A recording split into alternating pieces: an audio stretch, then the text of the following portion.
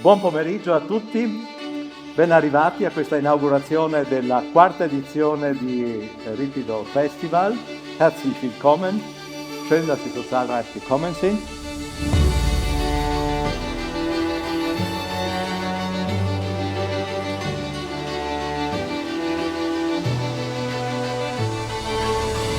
Io due parole così stringiamo e andiamo subito a vedere la prossima mostra. Vi ringrazio tantissimo, questo è il quarto anno.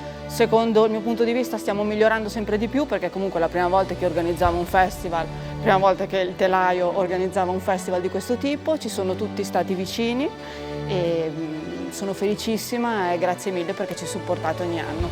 Grazie, grazie.